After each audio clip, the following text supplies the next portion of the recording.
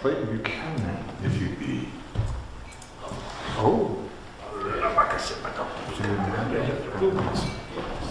Yes.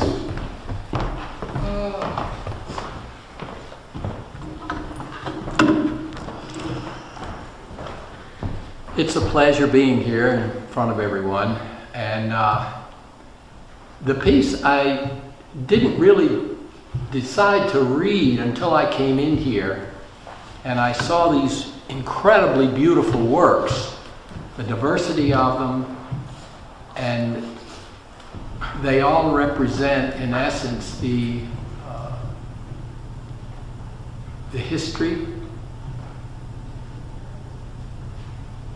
the Black American History Month is February, and I wrote this piece in honor of Martin Luther King several weeks ago, but I came in here and the aura here, it just spoke to me that I wanted to share this with all of you.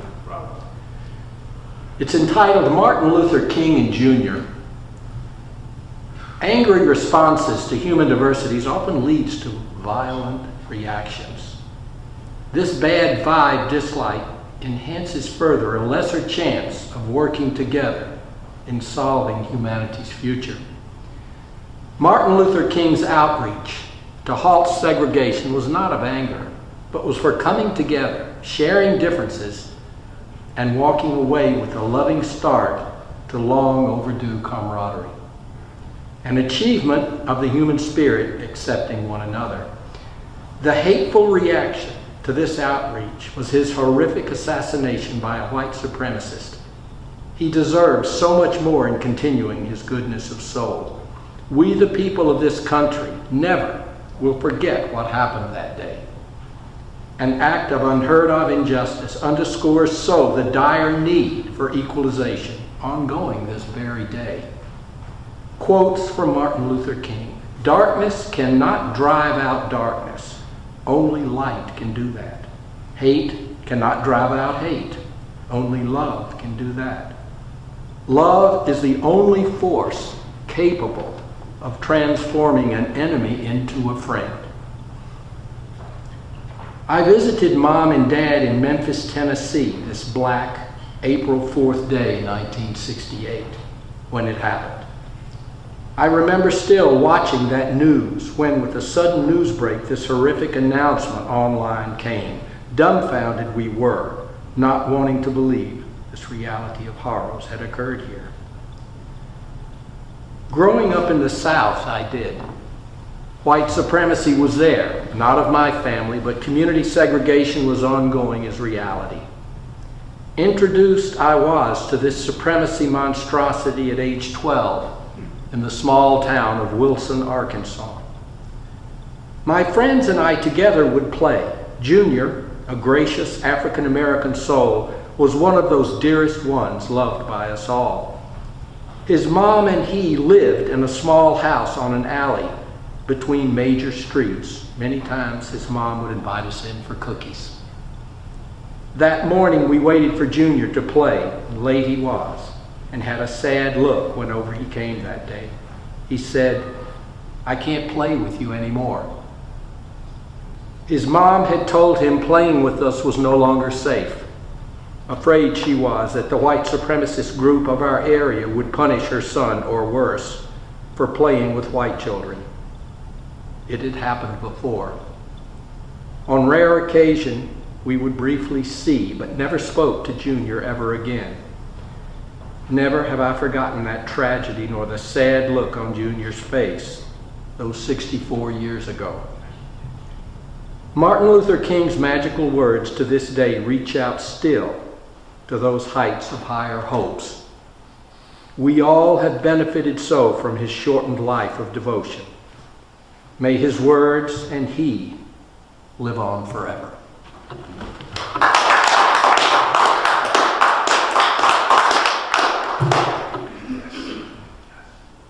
Over the last several months, I think the dilemma that we have noticed in our country has put me in a rather negative sense.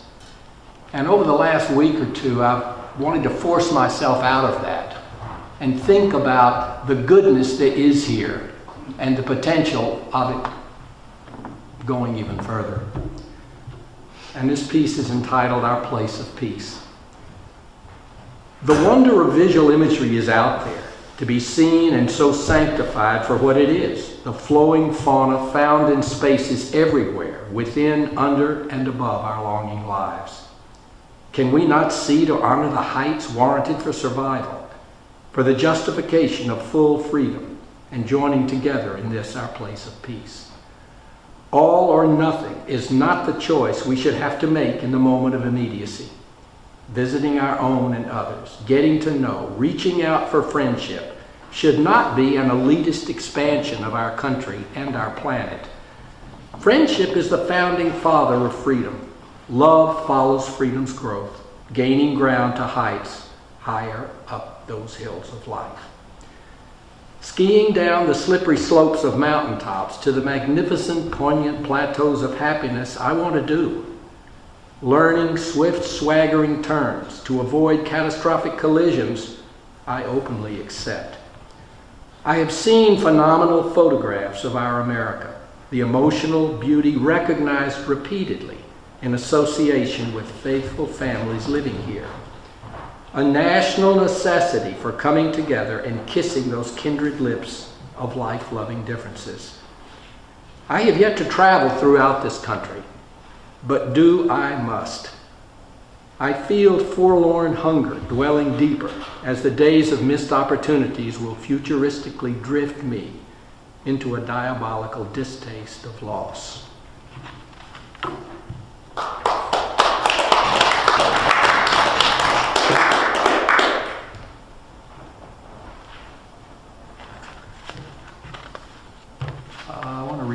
I've got a couple of more relatively short pieces. So this one is entitled Living Life.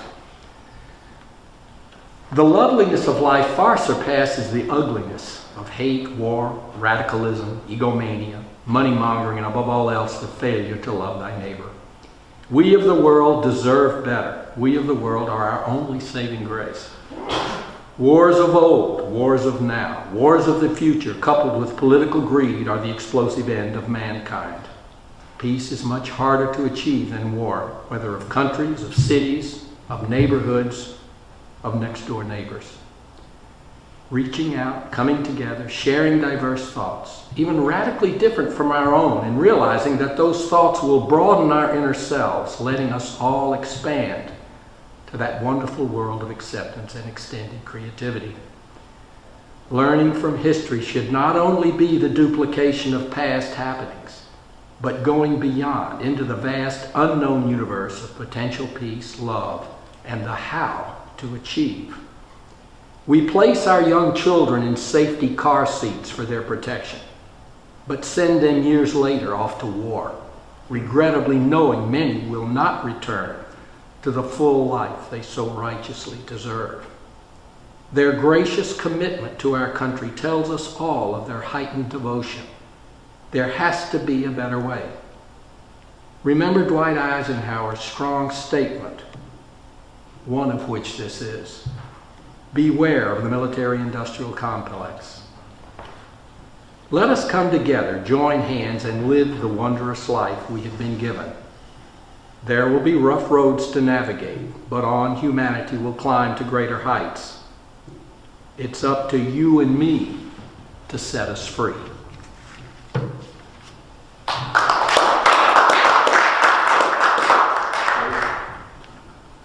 Do I have time for one more? Okay. This one is entitled Feeling Deeply. The naturalness of physical attraction spurs those desires of getting to know, to explore, to touch, to explode, to love. A feeling deeply felt, so deserved by all on earth, but can it be forced beyond the sexual innuendo into one's world of being, of sharing with humanity, the individuality of outreach that one has so diligently worked to physically and mentally expand? Feelings of goodness, of acceptance, of love thy neighbor needs to be hammered diligently into the saving souls of who we are, of who we want to become. Traveling back through my years, attracted to others I have been always. The physical aspect is an ongoing reality that to this day I appreciate. But the content of an expanded mind and soul far outweighs the other as an impetus leading into our future of tomorrows. I have yet to shake hands from many foreign countries, to share thoughts of family, to reach out to and embrace those beautiful cultures. There is so much more to do, to understand and to accept. Slowing down is a reality I fight constantly. Push harder and fly up into the bright blue above is a message I send to and receive myself each day. Work together more. Let us do. Let us continue sharing our writings of words, so vehemently stimulating to each and every one of us. I love you all.